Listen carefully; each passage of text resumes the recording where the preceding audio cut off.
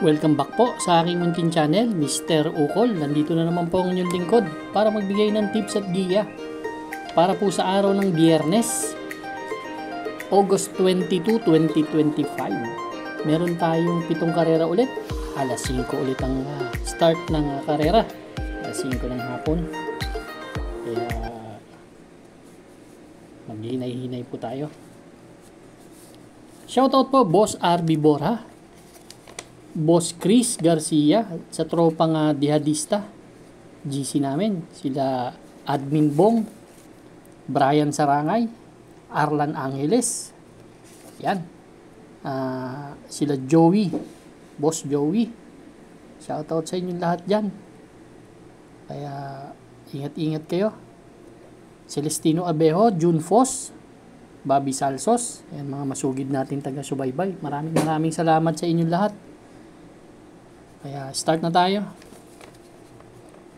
Race number 1, ito po yung ating winner take all event, covers races 1 to 7 po.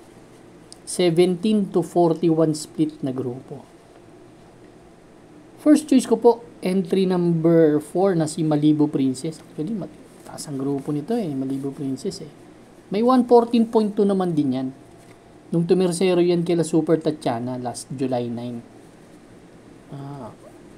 Yan ang aking first choice kung talagang ilalaban may malaki chance ang manalo. Second choice ko itong Nards 23 na katatakbo lang last August 3. Tumimbang ng pang-apat yan doon kila Bohemian. Sapin-sapin na 129 in a fraction ang tinala. Ni Nards 23 may 1.14 din na best time yan si Nards 23. Ang third choice ko po number 2, Bright Mind, long shot siguro to.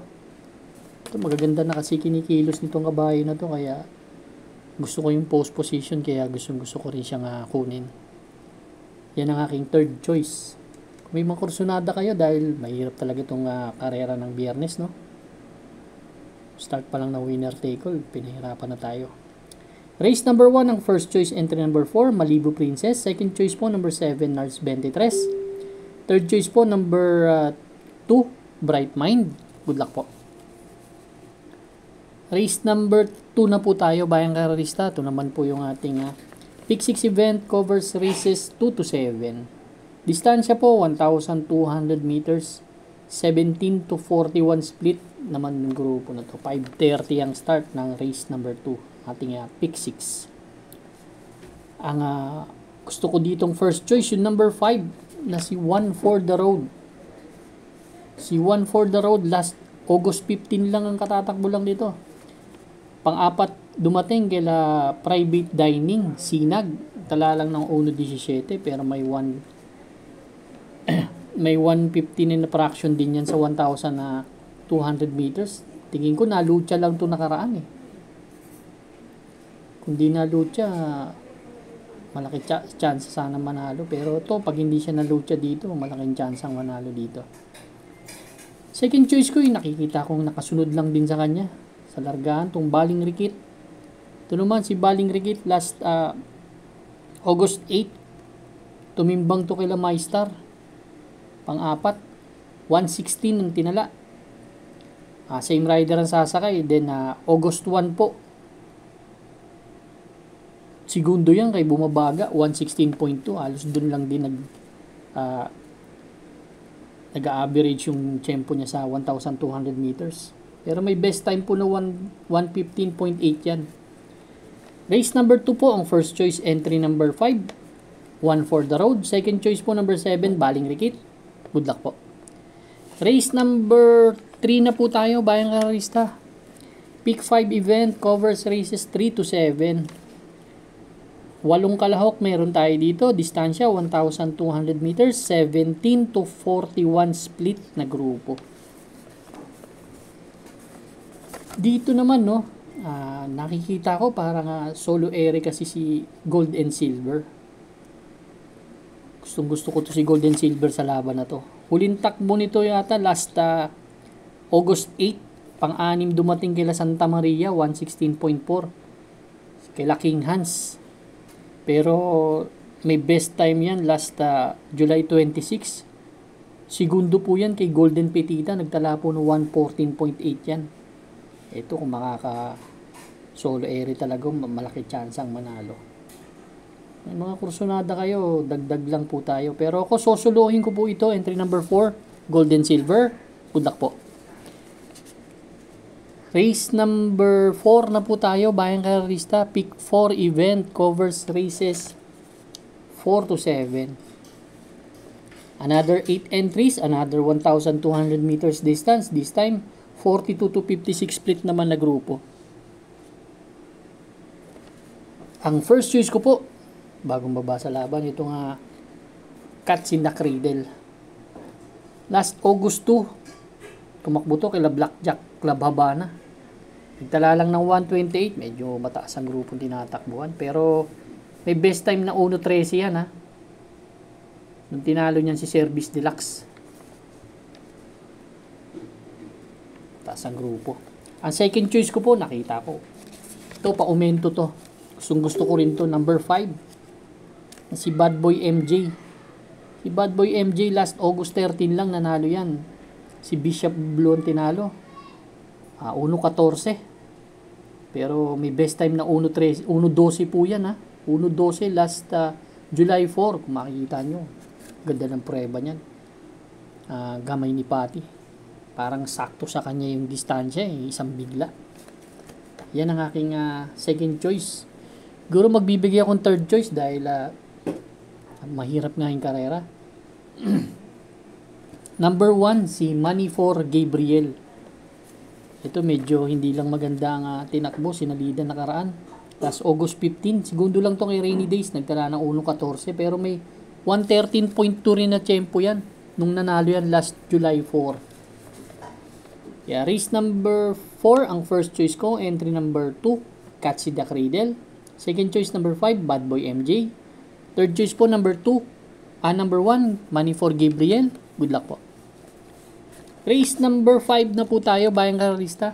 Last extra double and last daily double plus 1. We have 8 entries dito sa race number 5, 1,200 meters distance.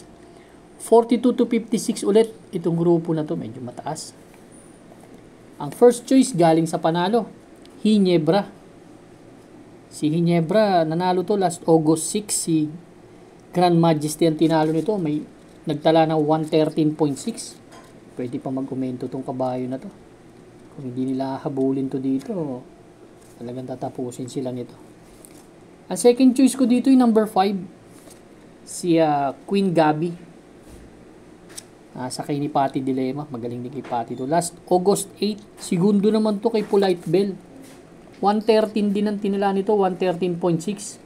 From MD De Jesus to Patricio Ramos Dilemma na. Race number 5, ang first choice entry number 3, Hinebra. Second choice po, number 5, Queen Gabi. Good luck po. Race number 6 na po tayo, Bayang Karerista. The penultimate race. Dito naman, meron tayong 8 kalawak ulit, 1,200 meters distansya. 17 to 41 split na grupo. Ito makikita natin, maraming di bandera, no? Pero doon ako sa medyo matulin talaga. Ang first choice ko yung number 4 na si Bukawi River Town. Kung pauunahin nila to, talagang may panalo to dito. Although nandiyan si Arrogante, sila Kipitake may konting tulin. Pero yan lang nakikita ko, si Arrogante. Na pwedeng humabol pero hindi niya papatulan, malaking chance manalo. Yan ang aking first choice, Bukawi River Town. May 1.14 yan sa 1,200 meters. Second, magbibigay ako second choice kung sakaling lulutsahin nila si Bukawi River Town. Itong isang diremate na si Buhayang Bato. Si Buhayang Bato naman, kung maglulutsahan, talagang magaling ang hinete nito. May chance ang manalo talaga to sa laban na to. Siguro magbibigay na rin ako ng third choice, yung number 2 na rin. Si Arrogante kung sakasakali naman to. Na hindi niya habulin si Bukawi River Town at dumiskarte lang. May konting tsamba to. Kaya race number 6 ang first choice, entry number 4, Bukawi River Town. Second choice po number 8, Buhayang Bato. Third choice po number 2, Arrogante. Good luck po. Race number 7 na po tayo. Last and final race for Friday night racing. Paratingan po ng ating mga exotics. Winner take all. Pick 6, pick 5, pick 4. Last extra double and last daily double plus 1. Dito po, ang first choice ko, number 2 na si Axis Deviation. Isang di bandera, may 1.13 media yan sa 1,200 meters. Tabimbalya, kung nakita ko naman, parang hindi nila kayang habulin, basta labas lang tong kabayo na to. Ang second choice ko, si Humble Strike. Isang nakatutok lang din. May 1.14 din sa 1,200 meters. Yan po ang aking second choice. Ang third choice ko po, entry number 5, Yabada Badur. Sakay ni YL Bautista. May mga kursunada kayo sa paratingan ng winner take all, mga exotics natin, kayo na po bahala magdagdag. Race number 7 po ang first choice. Number 2, Axis Deviation. Second choice, Humble Strike. Number 4. Third choice po, number 5, Yabada Badur. Good luck po bayang karista. Maraming salamat po sa inyo walang sawang pagtangkilik sa aking munting channel. Good luck and stay safe.